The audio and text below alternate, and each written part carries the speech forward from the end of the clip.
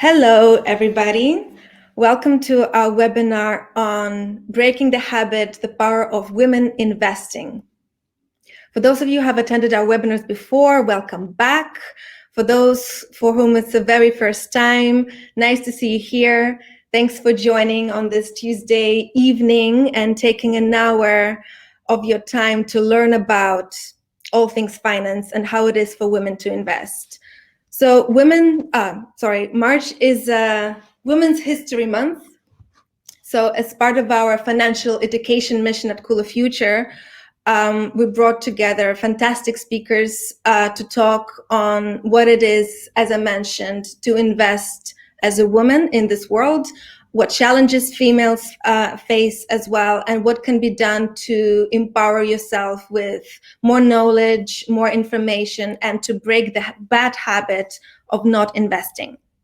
So this webinar is designed to really empower everyone who identifies as female with useful investment information, insights that you need to take and be in control of in order to take care of your finances. And we will talk about a lot of different interesting things. We'll talk about gender biases that come to investment, what it takes really to shift the mindset, and how to kickstart your investment journey with easy, practical steps. So I hope you'll find it useful. And before we begin, let me introduce myself quickly and our lineup of speakers. So my name is Olga Rabo. I'm a marketing lead at Cool Future and your host for today's webinar. Cool Future is an impact investment solution for the climate-conscious generation that allows you to invest, grow your capital, and fight climate change at the same time. We have three speakers, as I already mentioned, joining us today. Happy to see all of you here. We have Emma Patmore joining from ecoligo. Ecoligo is a crowd investing platform for renewable energy products with a focus on crowd investments and enabling developing and emerging markets to use solar. Emma is a senior marketing strategist at ecoligo and helps to grow companies' presence and has managed to do so on 4 continents and channeled over 10 million of private investments to enable clean energy projects. Then we have Sana Al-Badri from Sage Fund. Sage Fund is a digital wealth management solution that helps you grow your wealth with sustainable investing. Sana is a co-founder and a CPO at Sage Fund, and her mission is to bring the power of psychology and sustainability to finance. Last but not least, we have Denise Haverkamp also joining us. She is a co-founder of Finance Baby. It's a startup with a mission to empower women to take their financial future into their own hands and get one step closer to gender equality. So again, thank you all for coming over. And I'll just jump into the agenda. It's, as always, rather packed. We have about an hour and a half to cover a lot. So first we'll start with exploring the investment landscape and doing so from the gender perspective. Then Emma will take a step further and we'll discuss why it's so important for women to invest and what can be done to shift the mindset and, as I said in the beginning, break the bad habit of not investing. The second part will be covered by Sana. Sana will talk about what it is to invest wisely, what you need to think of to protect your capital, and how to align your investments with your values and vote with your wallet. Last but not least, Denise will give a lot of practical tips on how to kickstart your investment journey. And so we're going to get really practical, very actionable, so that you can really take the knowledge from this webinar today and apply it the minute it's over if you want. So I hope this was clear. Before we jump into the intro, just wanted to make a little note. Everybody's already making introductions and saying hello. Thank you all for doing that. As you remember, for those who attended in the past, there is a questions feature on the right side of your panel. So during the webinar, the speakers will be speaking and giving you a lot of food for thought. If you have any questions, just type it in. Other participants will be able to upvote the questions. So during the panel later on, after the main part, I will be reading the most upvoted questions, so our speakers will be able to answer you. There are also going to be participations in polls, so stay tuned and pay attention to that. And I think this is it, and we can start. So first things first, to change things, we need to understand where we came from. So I'm gonna now give you 3 minutes of financial landscape in a nutshell through the gender perspective. So to put things in perspective, it's important to acknowledge that it's only been about 100 years that women got the right to vote. Interesting fact that Finland was the first country in the world to do that. It was in 1906. But another interesting fact indeed, like when you think how that it's only been 100 years that women have the right to vote, it hasn't really been that long ago. And just 40 years ago, women also struggled to get credit cards. So they were only allowed to get a credit card if they were married. So they had to obtain consent of their husband. If they were single, they had to come with a male co-signer. And on top of that, even though that was all 100 or 40 years ago, 60 years ago, even now, a few years back, women are still not getting the same financial opportunities. So say women still pay higher mortgage rates compared to men, even if they earn the same salary. This also applies to how things are done in the investment world, right? So for decades, wealth management has been seen as a male-dominated sphere. So it has been seen as something that just men do. So for instance, in the US, 85% of financial advisors are men. And in 2/3 of households, men are seen as the key financial decision makers. So basically that means that they're the one who take important financial decisions in the household. But of course, this doesn't need to stay this way. So this is why we're here, to change things and shake them up for the better. And on this note, changing to Emma, who's going to talk about how to shift the mindset. Great, thanks very much, Olga. Thanks for the intro, and just to let you know, I'm having a little bit of internet issues, so I hope it's going to be fine. Give me a sign if you can't hear me. But thanks everyone for coming. My name is Emma Patmore, and yeah, I'm going to talk a bit about why we need to change the status quo on female investing and what is the status quo at the moment as well. There's quite a few sources throughout this part, so I can share those in the chat afterwards as well, so you can do some more research if you like.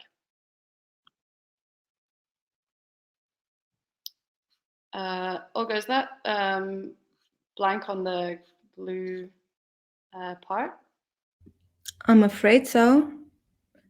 Okay, all good. I'll fill in the the stats. So we all talk about the gender pay gap, but nobody is talking about the gender wealth gap.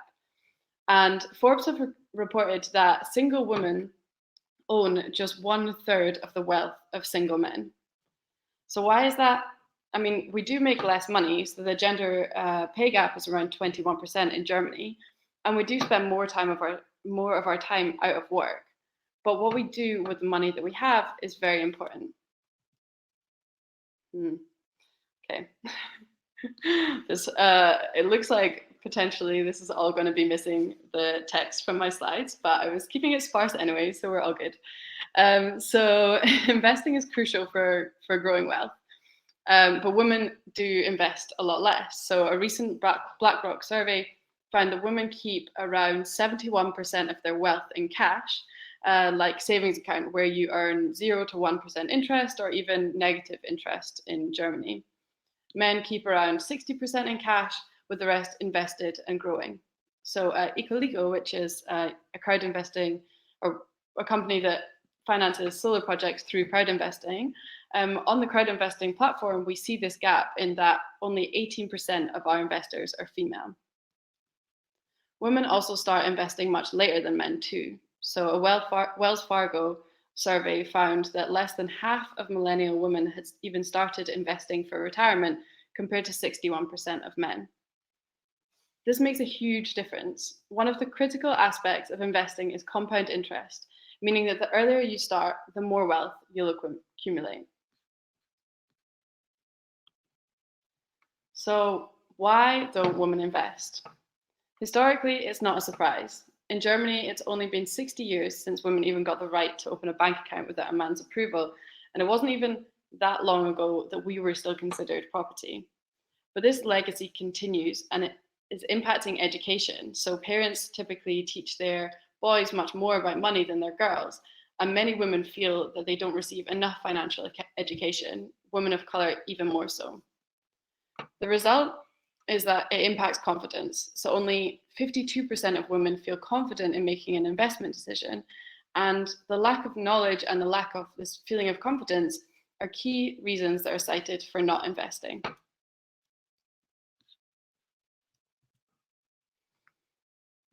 So investing has typically been a male-dominated sphere, but if we want to close the gender wealth gap, this has got to change. And we know it. Not investing more was the #1 financial regret in a study done by Merrill and AgeWave. This was ranked above not choosing a more highly paid career, spending less on credit cards, or living below your means. So women are missing a huge opportunity, and that's also really costing us. Studies have found that in the US, the accumulated pay gap and wealth gap could mean that women miss out on over $1 million over their lifetime. And if you're like me, those numbers will have you riled up already. But let me remind you why this is important.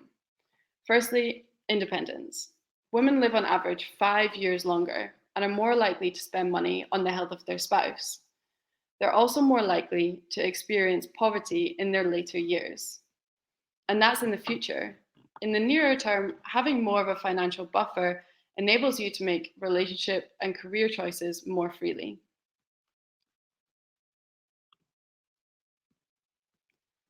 Feeling confident about investing is also important for your financial well-being, which contributes to your overall well-being.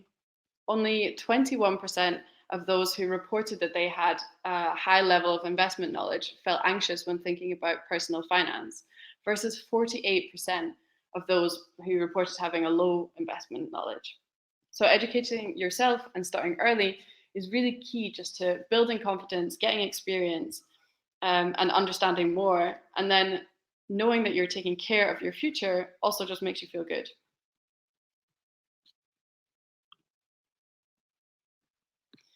You'll hear more shortly from Sana about why impact investing is important and the impact that it can have on the planet. But for those of you who are already leading a sustainable lifestyle, then you should know that investing sustainably can have 27 times more impact than other types of sustainable behavior. So it's really, really important if you want to live a more sustainable lifestyle. And women are really well poised to create this impact, as they're 11% more likely to invest in line with their values. And it's not just about the planet. Women are reported to be better at investing than men, with masculine traits like aggression and overconfidence leading to losses, while traits that are typically identified as female, such as longer term thinking, often lead to better investment outcomes. Your money has more power than you might actually think.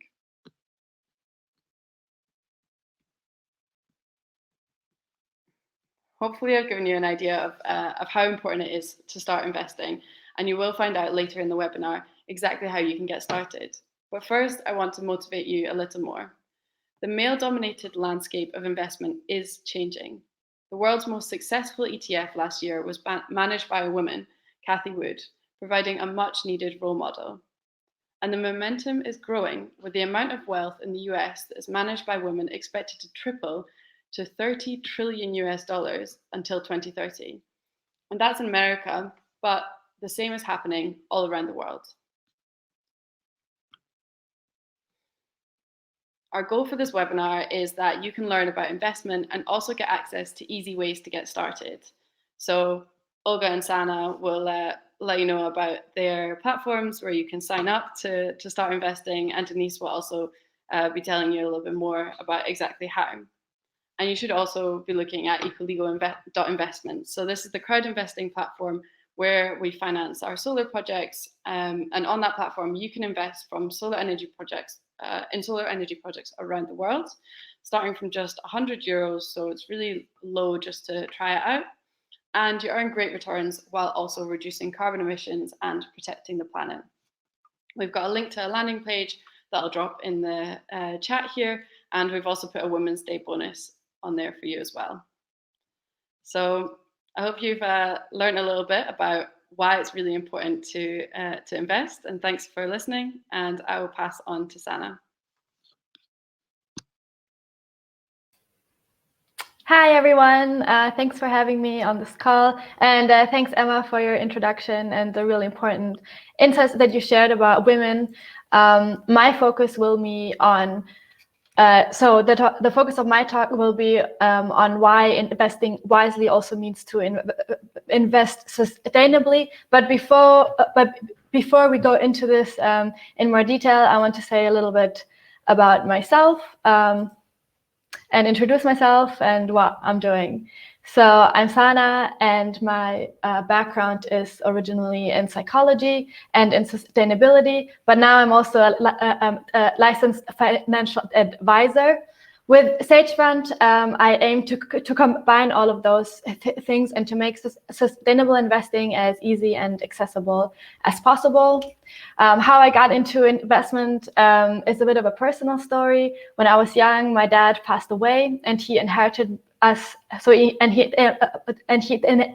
inherited me money that I could only access when I was 18. So during all this time, my family was managing that money for me. And almost 2 decades later, I realized that they put the money in low-yielding insurances, and that didn't even protect my money from inflation. Unfortunately, this is not a unique case. This is happening all the time, and it's especially common in Germany that people don't invest their money at all. And like Emma highlighted, especially women tend to not invest their money. So now, as a financial advisor, I made it my mission to help others, and especially women, make better financial choices throughout their lives. But before we talk in more detail about the importance of sustainable investing, oh, sorry, what happened to my slides? There we go. I always share this slide here. It doesn't matter which talk I'm giving. This is just such an important slide. So it basically shows the power of investing and why investing is so important.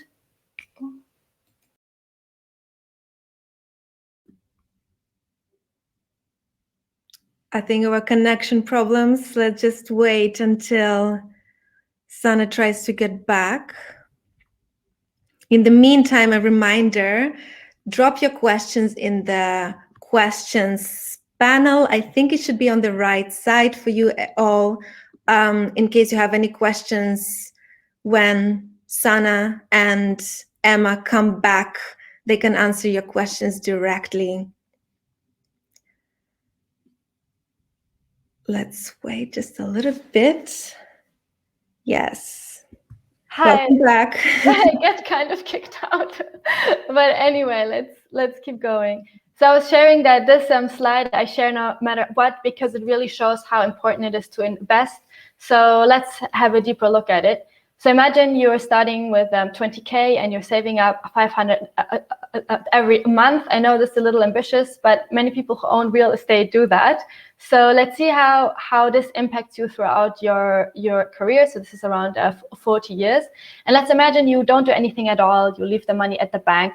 So this is the purple line that you're seeing here. That means by the time you retire, you will have 245,000 euros. If you decide to put the money in a savings account, which is around 1% interest, then you will be making around 314,000. But if you invest the money, on the other hand, by the time you retire, you will have made 1.4 million euros. And this is assuming the average stock market rate. So this is no expert knowledge, no extra effort. So basically, the decision whether you invest or not is a €1 million decision. So it really matters to do it and also to get it right. Great. So how do we invest wisely? So there is typically two pieces of advice that you will get.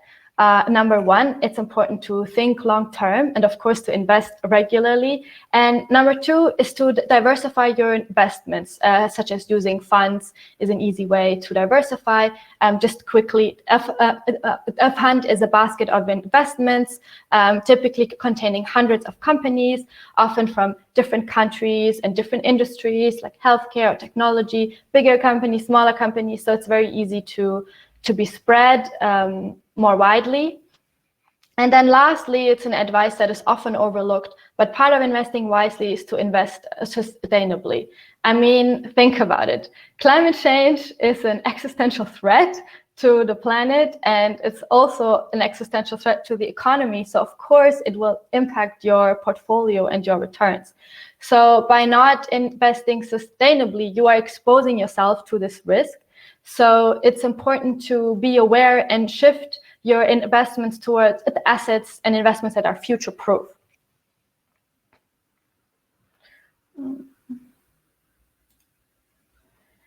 And me and my team, we have created this very complex graph to highlight this problem for you that illustrates the point really well. So yes, the planet got destroyed, but for a beautiful moment in time, we created a lot of value for shareholders. So this is really the scenario that we're all trying to avoid. And even the financial industry is slowly realizing that this could be coming for them.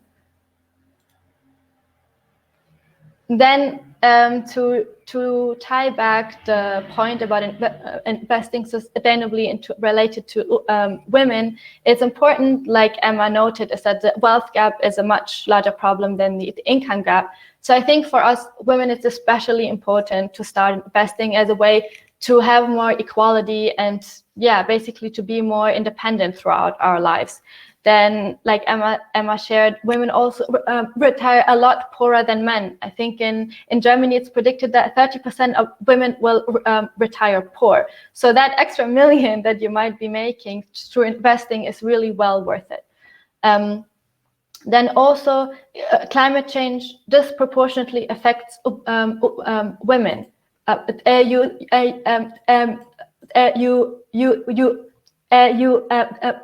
Sorry, I stutter sometimes. A report by the UN indicates that 80% of people displaced by climate change are women. This is because the majority of the world's poor are women, and their roles as primary caregivers and providers of food and fuel make them especially vulnerable to flooding and drought. However, they own less than 10% of the land globally, so they are excluded from decision-making processes that could help them adapt to climate change. So if you care about women's issues, it's also important to consider climate change in your investment decisions. No. Also, what I wanted to say is that women care more about climate change. Like, they're more likely to believe the evidence around climate change and to see it as a threat.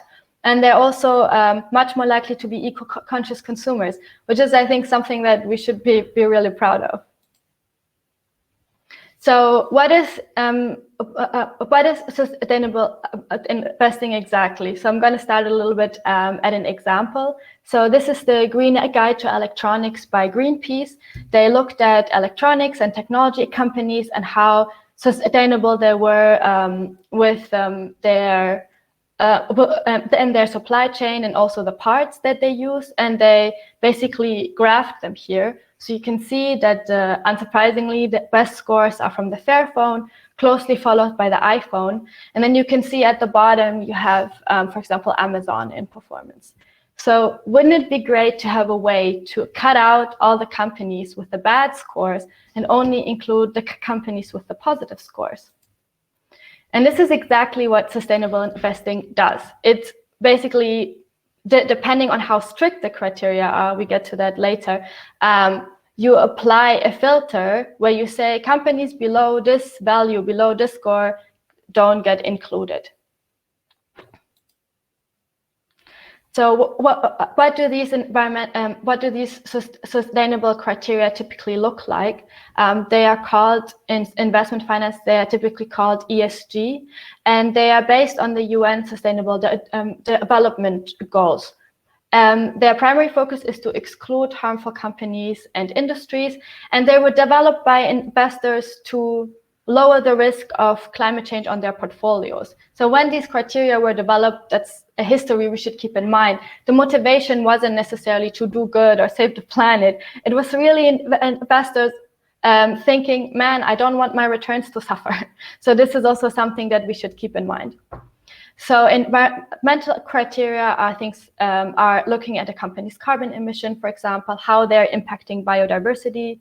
Social criteria looks at supply chain, labor standards, or employee health and safety, among other things. Then governance criteria typically center around how a company is run. So basically, a big issue there for me is board diversity. So are there women in leadership? Is the board diverse? But also how are executives paid compared to, say, the rest of the staff?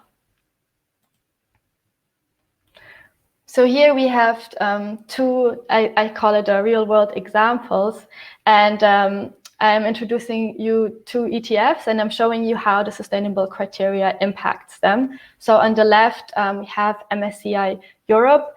This is a fund that represents the European stock market. So it contains Europe's largest and, let's say, most important companies.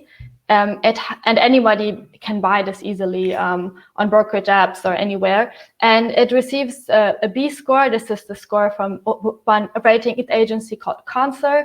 But you should also typically research the scores of other agencies and compare them. And we can see here that this ETF has 435 companies inside it. And it also contains companies that we might not want there. So companies like BP and Repsol, oil and gas, Rio Tinto, mining. So after we apply a screening, in this case, the social responsible investing criteria, they're usually stricter than ESG. We cut out around 74% of all of the companies, and we are left with 114 companies, and we dramatically improve the rating, basically to the highest rating, A+. So here I would like to zoom in a little bit on the kind of companies that will remain in such a fund.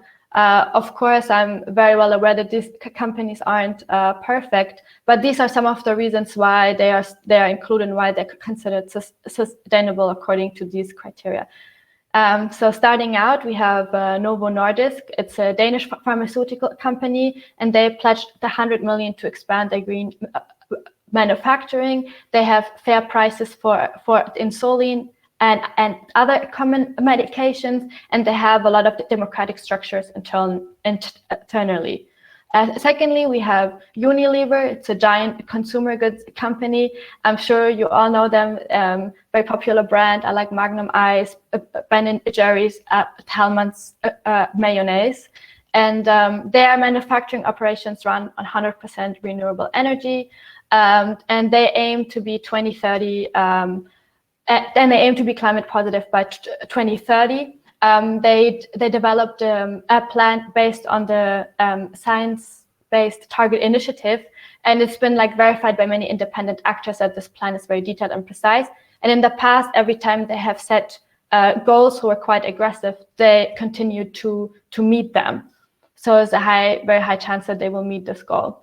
They're also leader in pushing plant-based alternatives. So basically, there's plant-based alternatives for all their popular brands, almost all of their popular brands, and you can find them in shelves everywhere around the world. And then lastly, we have L'Oréal Cosmetics. they have reduced their the emissions of their industrial sites by 77% between 2005 and 18, and they are recognized as a responsible leader in business by the UN. They also funded a startup called Carbios, which developed a breakthrough method to recycle all plastics. Now I'd also like to look at the performance here with you. There is a prejudice, let's say, where people assume that if you invest sustainably, that it has a negative impact on your wallet. But in investment finance, we really find the opposite. So here you can see the past performance of the past 3 years, comparing MSCI Europe SRI, so the sustainable version, with MSCI Europe, the traditional version. And we find that in this time frame, the sustainable ETF has performed 15%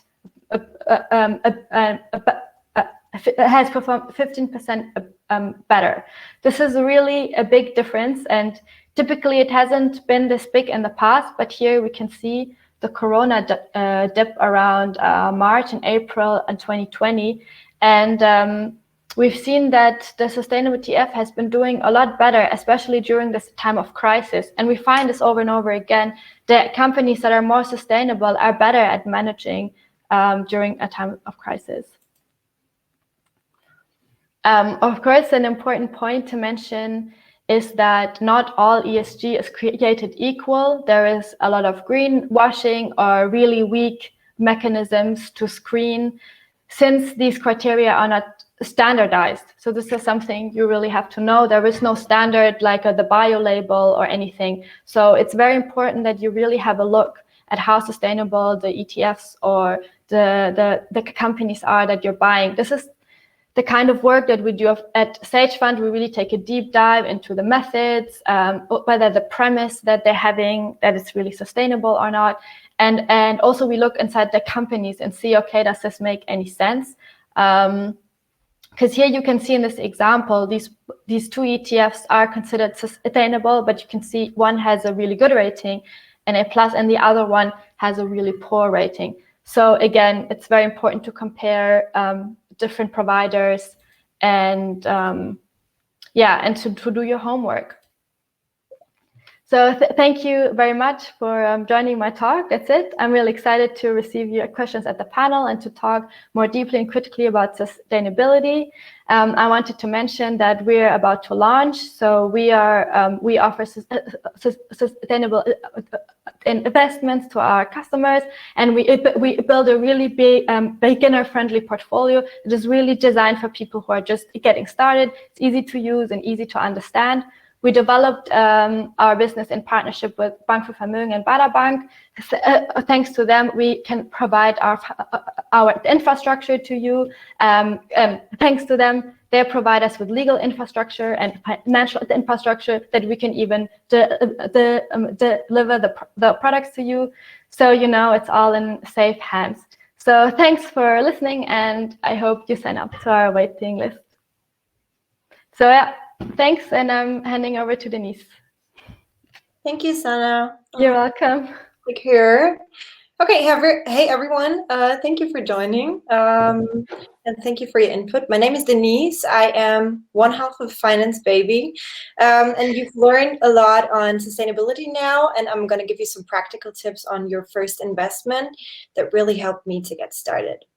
But before we go into it, let me just tell you a little bit about us. So obviously the blonde one is me in the picture, and the brown haired is Tessa, my co-founder, and we were scared as fuck when it came to our finances. When the first lockdown in 2020 occurred, I was so scared that I was going to lose my job, because that would mean rest in peace for my bank account. I had spent almost all of my money. I never saved something, and I never really started investing. I always had enough money to manage my life. I never struggled with paying my bills. So I always thought that investing would still have time, and I wouldn't have to do it right away. And also I was really scared to start because I just had no idea where. But in this moment, I think something shifted, and I started to read through the whole internet, trying to figure out a way to change my money game. But the thing is, what I found was really disappointing because I found nothing that helped me. Every solution out there really scared me. This scared me even more looking at it because there were like cryptic explanations. Stocks kind of looked like aliens to me.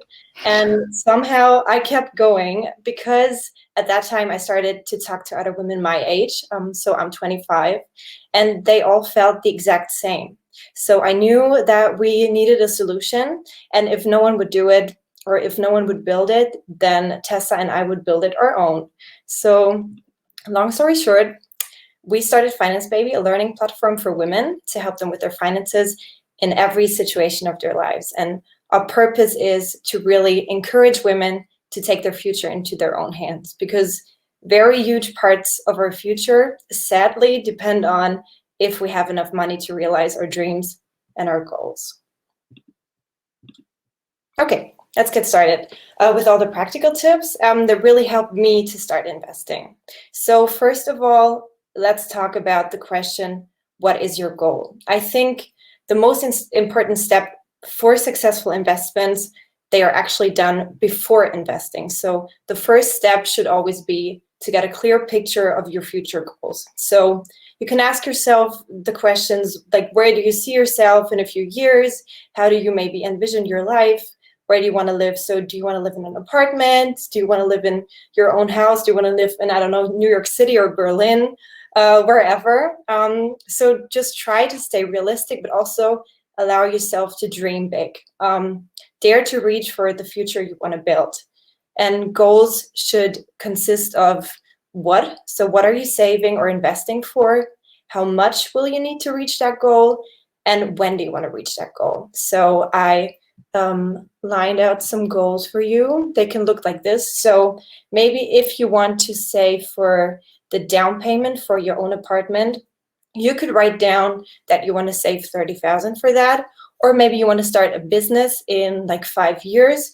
You can write down that you want to save 10,000 for that. Or what's really important too is saving up for your retirement. So you could maybe just write down saving about 60,000 within 15 years for your retirement. So what's really important is that your what comes before the how, because your what is actually your why. And if you don't have a purpose, if you don't have your why, you will stop running and you will not know why you're investing and why you're saving, and you will just like spend all the money.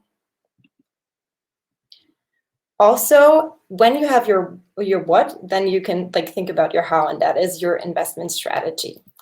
So when setting your investment strategy, you should keep in mind that this is a really personal decision.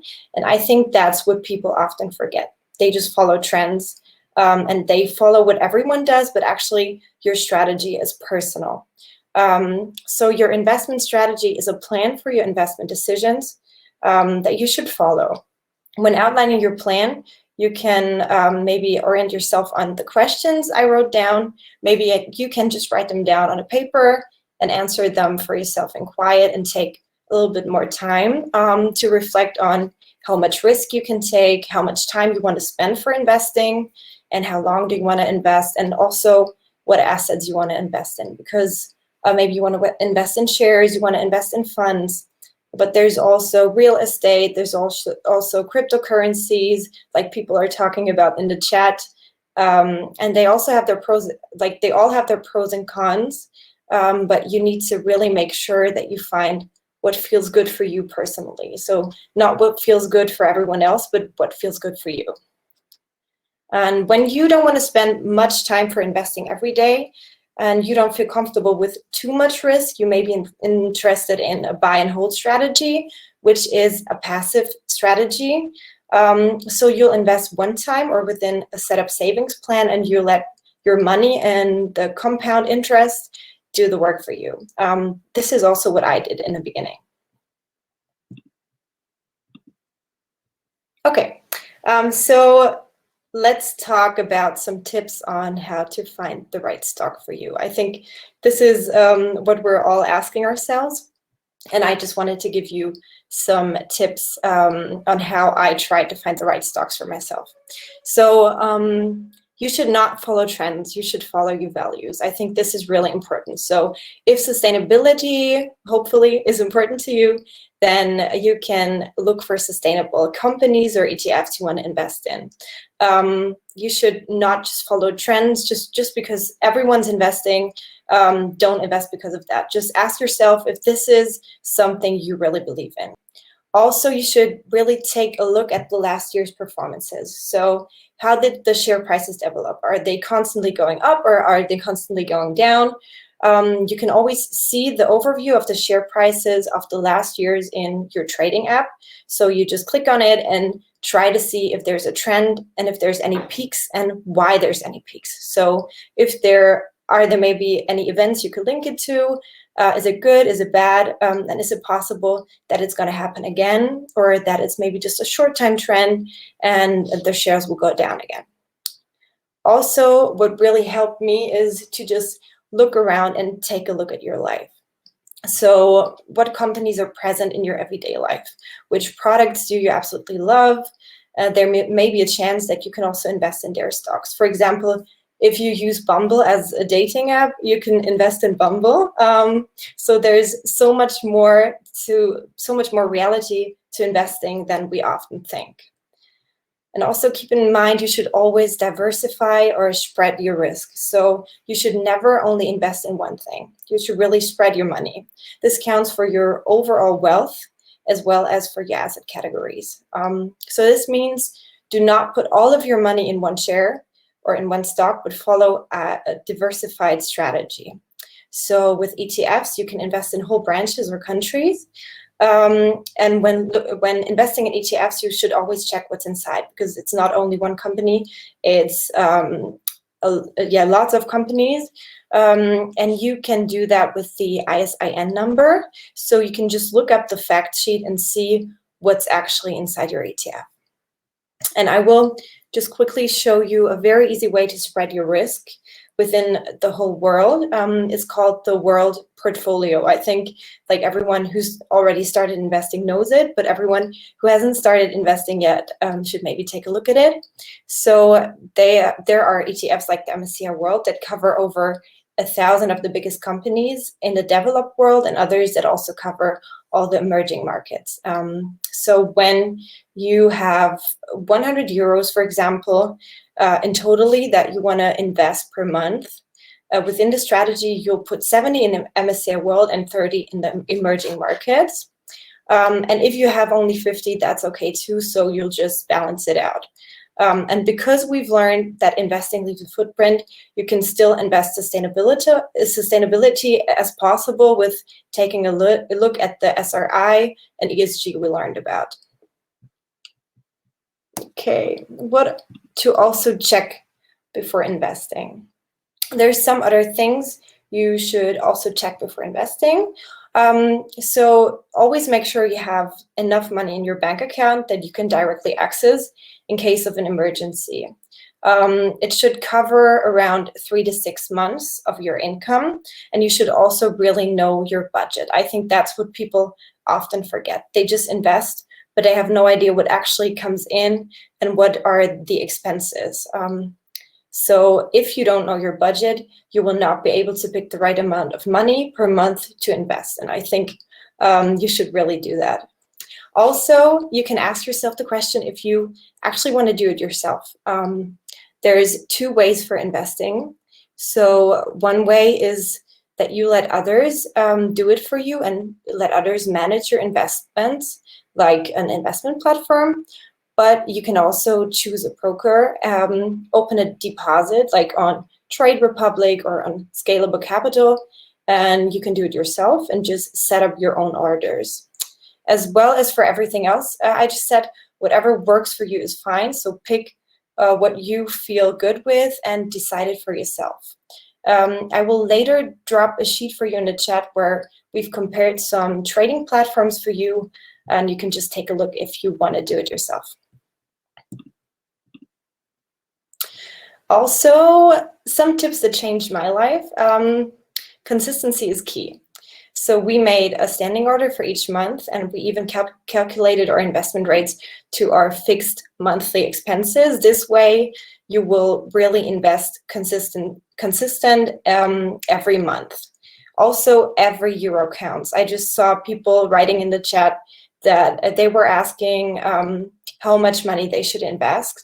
And you don't have to invest 500 euros a month. You can start with 25 or with 50. What matters is that you start at all. And if it's possible for you, you should ideally invest 10 to 20% of your income. But if you can't do this, this is fine. Just start at all. Because if you invest around 100 euros a month from now, let's say you're 25, if you retire at like 65, you will have over 250K. And that is a lot. So 100 euros is a lot too. And also think long term. So keep calm, think in days, think in years, not in days. Oh my God. So if the stocking prices go down for a day or a week, don't worry. They will eventually go up again. And last but not least, probably the most important thing we have learned on our journey is start before you're ready. You will never feel completely ready or prepared. You'll learn on your way. Just make your first step, and that is the only way to start at all. And if you want to start investing, if you want to hear all of this in German, maybe you can sign up for our Finance Baby online classes, and we'll start together. Thank you so much. And I think that's it. And I will give back to Olga, right? Yes. Thank you all so much. It was very educational. I feel like I learned a lot. So, and I see that there's a very lively and very engaged chat going on and a lot of questions asked. So as trying to be mindful of time, and hopefully the connection will allow for it to happen, let's jump into our panel on investing for women. So I guess the whole summary of the webinar today is that investing is for women. So why are women still not investing as often as men? So there have been quite interesting points made on various barriers that women have when investing. Emma did talk about not only the pay gap, but also the wealth gap, which is so important to acknowledge. Are there any other barriers, maybe Emma, this is a question for you, that prevent women from investing more actively in comparison to men? Thanks, Olga. I think, yeah, as I kind of mentioned in the beginning, I think it really is just coming from this like historical perspective where it's just like women were for so long not the ones that were dealing with money, and that's really kind of still coming through. And it's just not that common to like talk about money with your friends, or particularly investing. Like you might talk about it in the sense of like, oh, I'm not doing that well, or I can't go out for dinner tonight because I don't have enough at the moment. But like when we are investing and we're doing kind of more positive things with our money, we typically don't talk about that. And I noticed this when talking with female friends who like earn enough but just aren't investing because they just are not even thinking about it at all yet and don't really know where to start. And I also really notice it when I talk with male friends that they're kind of like surprised when you talk about investing or when you kind of like know about investing, and I think that really needs to change. Yeah. And I guess one of the things that I think also you and Denise mentioned is that women are reported to feel less confident about investing, which is also like a big barrier. Denise, you talked about your fears and that what you had to overcome to do that.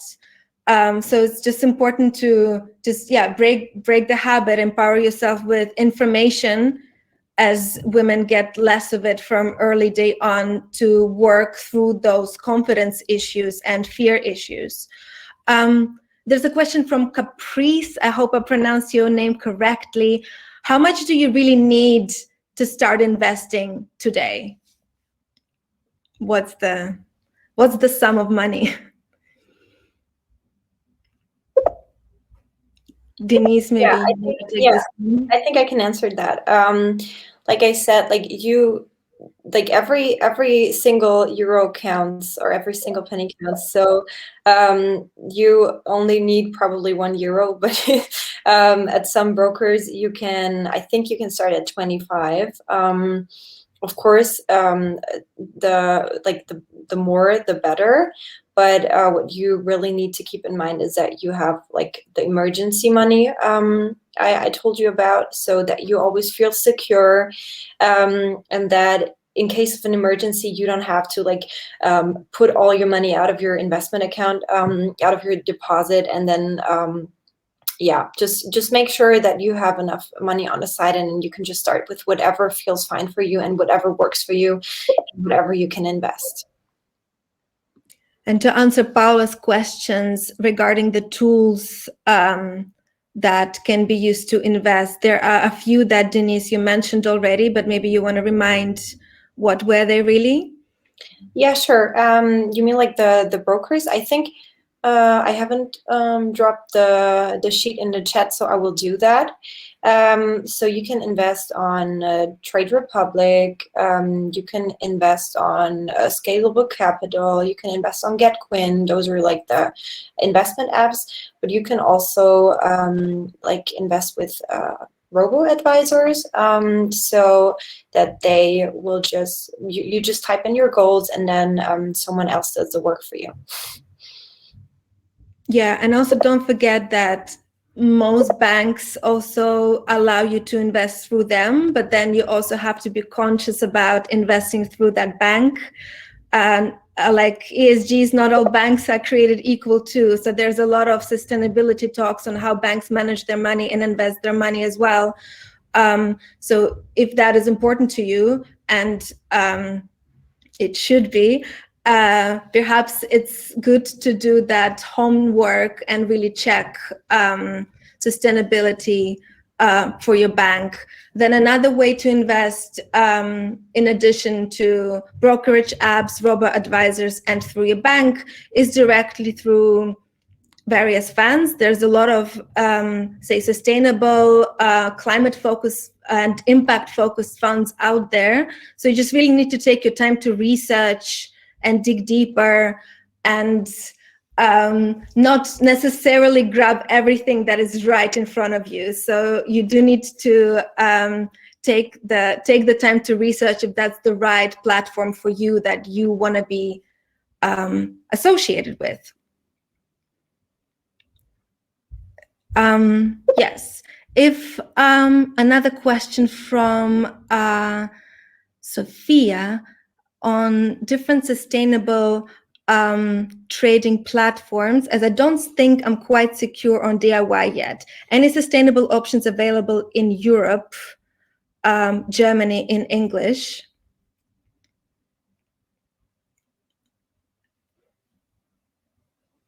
Well, yeah, as I mentioned, now you can, I know that Emma just introed ecoligo, so that's something to check out. Sana, of course, from Sage Fund, check out Cooler Future as well. So we are, for instance, a climate impact first investment solution where that is launching soon in Germany. So feel free to join our waiting list to know when we'll launch, and you're going to be the first one to launch. There was also a discussion in the chat. Yeah, there are a couple of sorry, I can just add to that yeah, for a long time there's just like there's been kind of a lack of sustainable investment opportunities that are really transparent in general and are really like easy for people to invest into, and this is changing a lot at the moment. So with Cooler Future and with Sage Fund as well, this is like really starting to change. But I've still not seen in Germany like sustainable trading app. I'm starting to see that in the UK. So similar things to GetQuinn, where it's kind of all managed there, and you can like invest very easily, but really focused on sustainability. But I think as that is starting to come up in the UK, then I think it will be yeah, not so long, hopefully, until that starts. But in the meantime, then definitely check out Sage Fund, definitely check out Cooler Future, and yeah, check out ecoligo. the investments where you can really invest very transparently into solar projects. There's a good question and was discussion about sustainability of crypto. So how good for the environment really is. Sana, I see that you're smiling. Maybe you want to take over this one. Yeah, maybe a little bit. The thing is, I'm not an expert on crypto, but it's very clear that the way crypto works at the moment through mining, which requires a lot of computer power, at the moment is not very sustainable. But this is why it's important to push clean energy, for example, because then we can have clean electricity, and then we can mine as much Bitcoin and cryptos as we want. So it's kind of like a question of it's even a deeper question. It's not just the cryptocurrency. It's kind of a question of the energy management that we have right now. We don't have abundant energy, so this is why we need sustainable energy sources. And if we have them, then we can have clean electricity, and then we can power computers, basically as much as we want, you know. So this is kind of trouble. There was a stat also that somebody brought in the chat that crypto uses more energy than Argentina in general. So then again, it's also a matter of research too, right? So you might think that crypto is more sustainable because in a way it's not tacit. But if you do take your time to research, you realize that not everything that claims to be green or eco or sustainable is equally so. Which brings me, Sana, maybe again a question to you on ESG. So there's a question from Andrea. Don't you think that ESG criteria are now coming to their own limits, as a lot of the agencies setting them are losing credibility on sustainability concerns over their beliefs? What other criteria could we look at when looking for investment for real impact? I mean, when you are investing, I think it's important to consider like several factors. So one is, of course, the impact that your money has. So how sustainable is it? And the other one is also, for example, the thing is, most established companies with functioning business models, most companies that serve clients on a global scale that have the size of over $1 billion or several billion market cap, most of them are not sustainable. And if they are sustainable, they are like our world is in a transition. So finding these like leaders that are operating on this scale and applying a purity standard to them is not very realistic. So if you want to invest in a big global tech companies that really represent the tech market, it will be very hard to only look at impact. So you have to look at several things. You want to look at impact, you want to look at size, you want to look at reach, you want to look at viability, and all these like variables, and from there make a decision that can marry these things. So some people feel that because a lot of big companies are not, let's say, are not as sustainable as Alnatura, it's that they are evil, for example. Like we saw with the Fairphone example, like I showed you the Green Guide to Electronics. You see the Fairphone, of course, being the most sustainable, but then you have immediately it's followed by Apple. And it's really important that Apple becomes more sustainable because of how many clients they serve and how much money they make. So if they make a change, entire supply chains change. So I think that we should pressure companies into having higher standards, into applying stricter criteria, and move them instead of just abandoning them because they're not perfect or because the standards aren't, let's say, perfect. That's my personal take. Very good point. Emma, Denise, if you have anything to add, feel free. No, I agree with that. I think, Sana, you're making really good points in general that we cannot just invest in green-only, sustainable-only companies, because for this world to survive, we will need a lot of things in the industries. We will need a lot of companies, and there's a lot of companies that are big players already. So we need to allow transition, and we need to allow them to change. There's one really good example, Ørsted.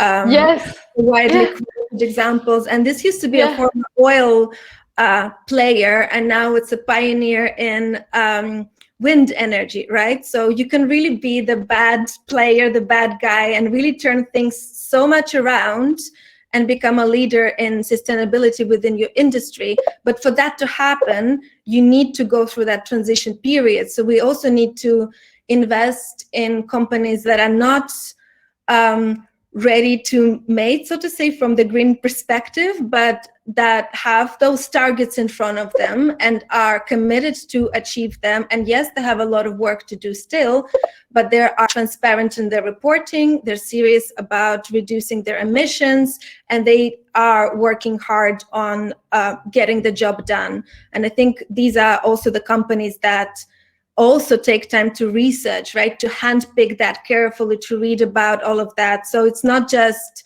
applying an ESG criteria blindly and hoping for the best. It's again, as I mentioned in the past, it's about doing your homework, really. There's another question from the audience. Again, if my internet connection allows me to read it off. There is, yes, a question from Ulrike. Do you know any or create any regular newsletters with sustainable funding options? There are good sustainable newsletters in general if you want to educate yourself on Bloomberg. I know Sifted has a new newsletter on sustainability when they talk about connecting startups and sustainability and tech and sustainability and all things investment too. If you girls have anything to add. Yes, I think a good one in Germany is called Kritische Anleger, and I was actually just writing it here, so I'll write it afterwards. And they bring together a lot of different options. I think a lot in the crowd investing space, but also in other types of investing. The newsletters are in German, but yeah, we can all use Google Translate to help us out there. And that's really good because they do focus on like explaining a little bit more about what you would be investing in and just like bringing together lots of different opportunities. And then also, of course, in our own newsletter, the ecoligo.investments one, you can get sustainable opportunities. So new projects are opening every week, basically. There's a few other ones in Germany. There's one called Nachhaltig Investieren that I can also send here, which I think is just starting up, but is trying to basically do that. But I'm actually reading this, I was thinking maybe there is more of a space for one that is really focused on sustainable, like bringing together lots of sustainable options, because I've not really seen it that much with like such a focus. Cool, thank you.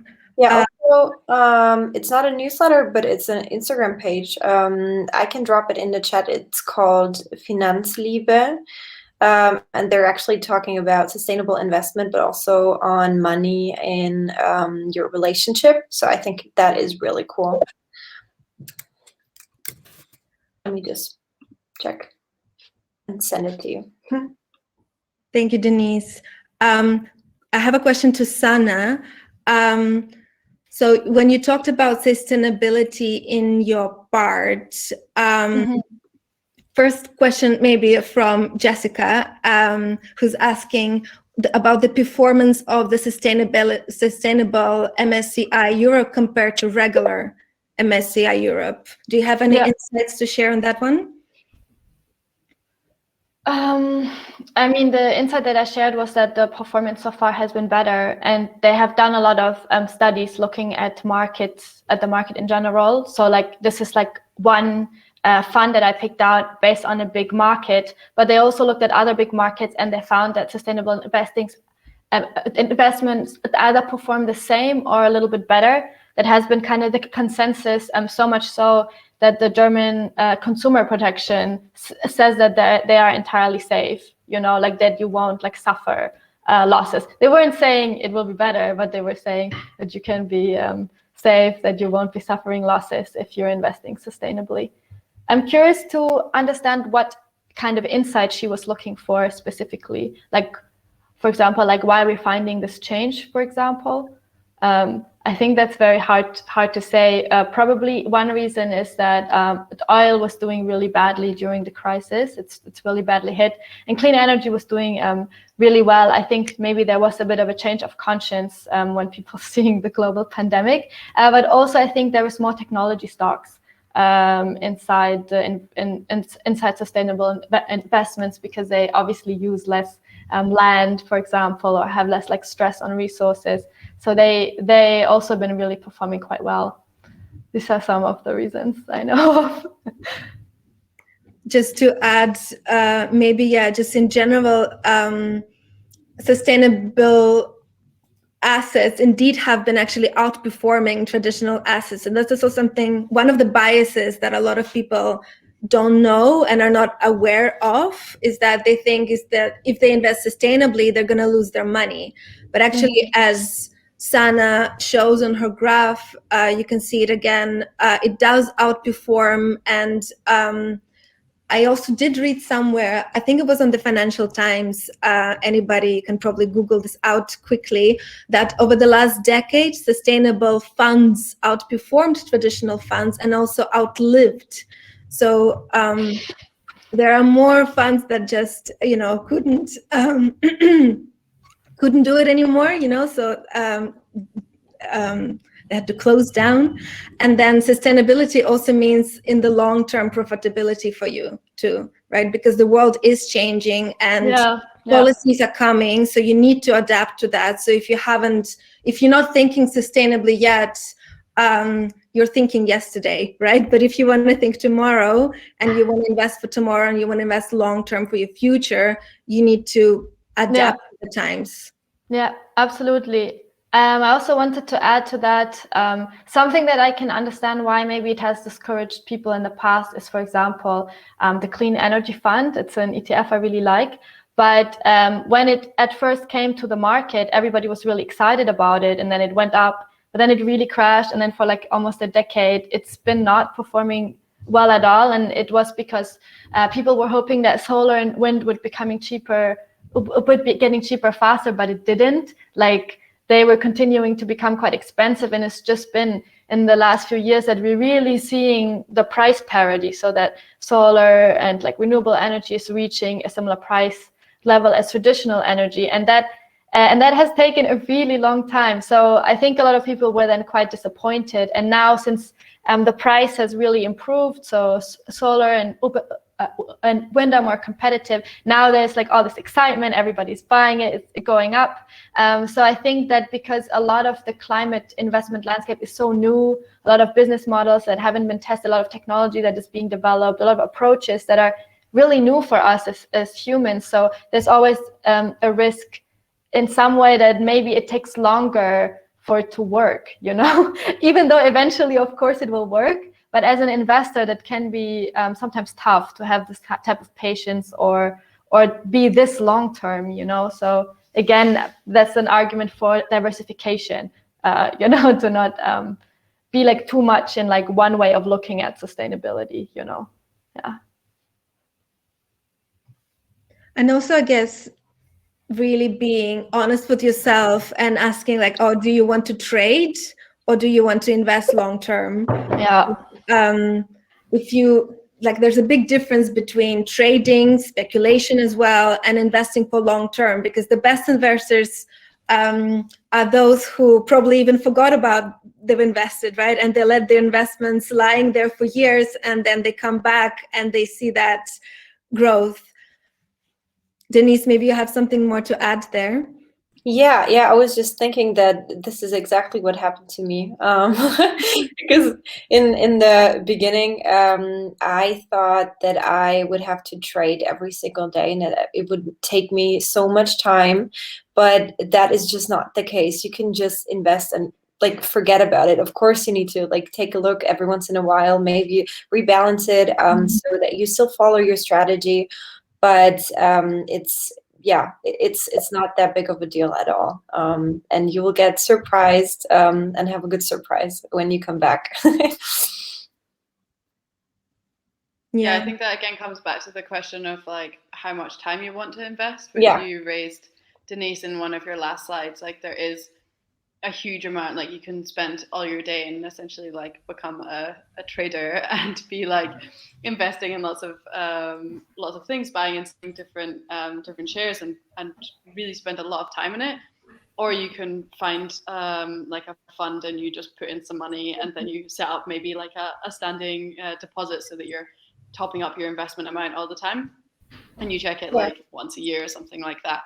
And then there's really everything in between. So I think that considering like whether it's something that you want to kind of like get a little bit more into and like get more knowledge about, or whether you really just want to kind of put your money in and leave it alone, I think is really important in what you do.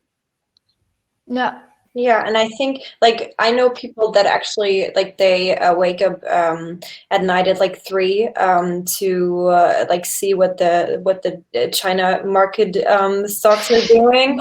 Don't do this. They start trading, yeah. But I think like that's what I thought what I would have to do when I start trading or when I start investing. And I think that is what scares so many women maybe away, because what I always hear is that people say that they don't have time to invest, but this is just something you can really take away from here, that it doesn't need a lot of time. You need one time. You need to really think about where do you want to invest in, what do you want to invest in, but then I think that is it. Yeah, I can really only echo this, because like the research like shows that like overwhelmingly people that are active on the stock market, like buying and trading, actually lose more money than they make.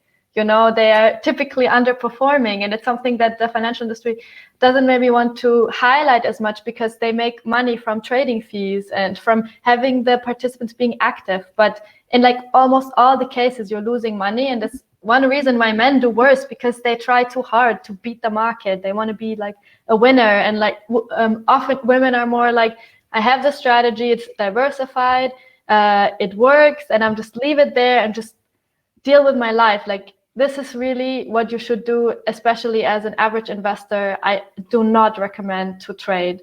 Like over 80% of people on eToro just consistently lose money. Like just, yeah.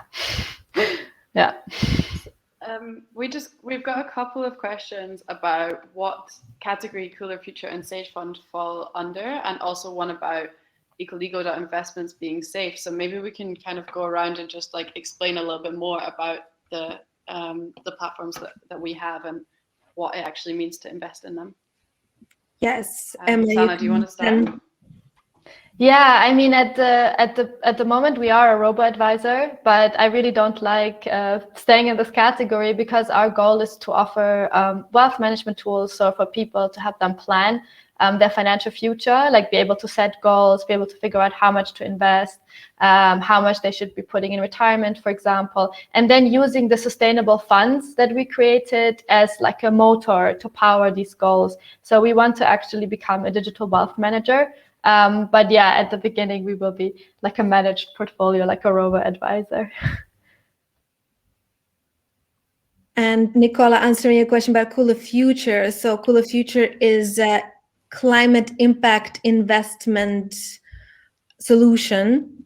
So we're launching our service very soon. And what Cooler Future does is that we are on the mission to standardize a climate impact metric that is not a standard metric in the investment world, right? So, and this is what's so exciting now about climate finance, right? Is that there's just so many new emerging trends in the industry. Coming back to Cooler Future, though, what I wanted to say about traditional metrics is that traditionally in investment, you look at risk and return, right? So you will look how much could it potentially cost me and what return I could get.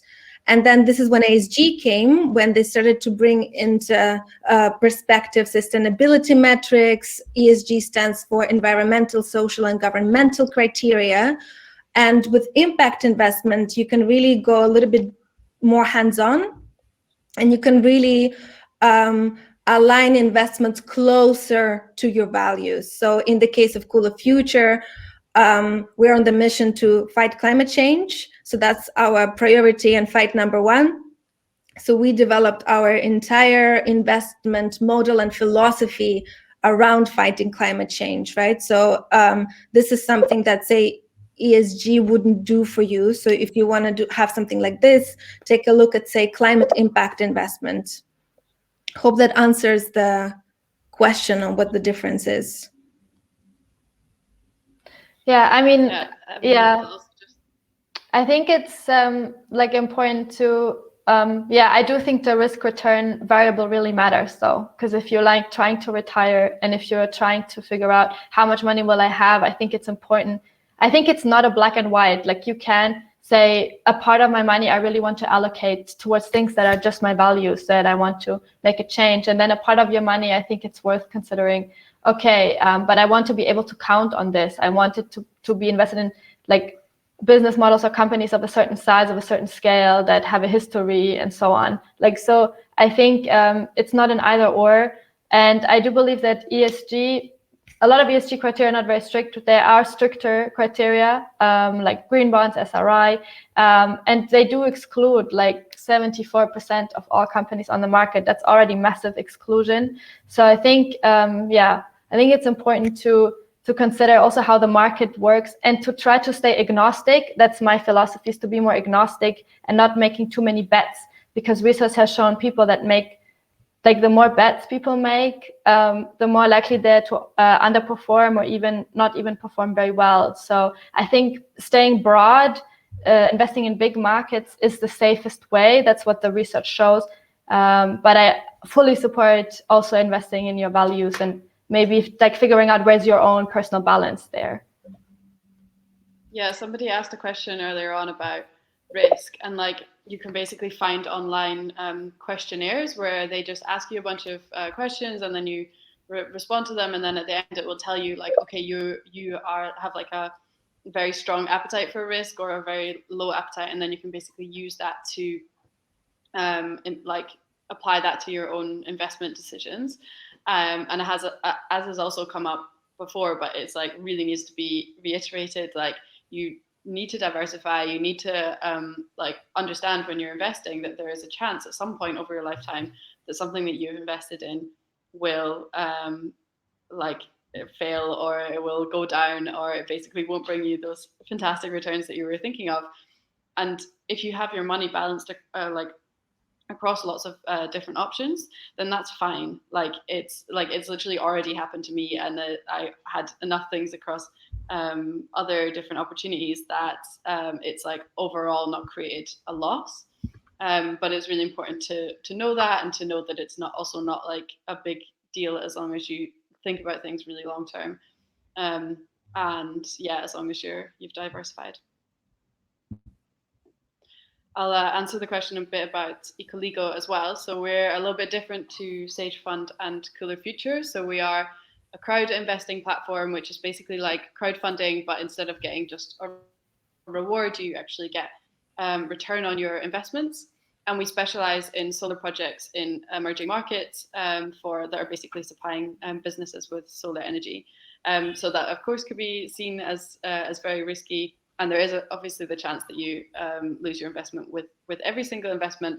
But what also makes us different from other crowd investing platforms is that we are also building the projects ourselves. So ecoligo is developing the projects. We have people on the ground in all of the markets, and we also own the assets until the kind of contract period is over. So how we create the interest is from the businesses buying the electricity from the solar projects, and then that money is basically sent back to the crowd investors. So the repayments plus the interest, and over that whole time, we have the ownership of the projects, and we manage them. So it is much less riskier. We really try to manage the risk. And we also put in like a fund in the last year, because we knew that obviously with the volatility that COVID was causing, that we didn't want people to have we didn't want we didn't want to have people feeling insecure because of the impacts of COVID, even though that wasn't their fault, and these are kind of external sources. So we are really doing a lot to manage risk there. And yeah, this is something with crowd investing in general. Like, it's really, there's so many opportunities in crowd investing. Like, when it comes to the transparency that we've talked about a lot in this webinar, wanting to really invest in something sustainable, crowd investing is a great way to do that, because you can really see, like, okay, I'm investing in this company, or I'm investing in this project, and you can a lot of the time really measure your impact. So, for example, the CO2 emissions saved, or other measures of impact. But crowd investing platforms do all work differently, so you should definitely do your research before investing in them. Cool, thank you. Well, I guess that's just trying to be wary of time. Yeah. I think you were coming to a close soon. Maybe if there's anything, like a main takeaway that we can all do from the webinar, is that breaking the habits is necessary. It's not easy. There's a lot of biases, cognitive biases, and behavioral patterns that women do need to work through. But it's an exciting time to enter the investment world. There's a lot of opportunities to grow capital, to do it sustainably, to do it right. So by following all the hopefully useful and practical tips that we shared with all of you today.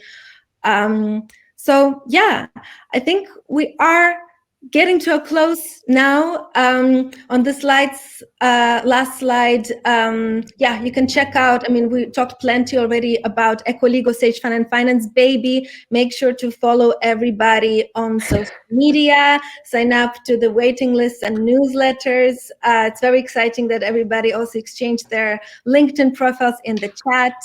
So stay connected, stay tuned, and we'll see you on our next event. Thank you. Thank you so much. Thank you so much. Bye-bye. Bye.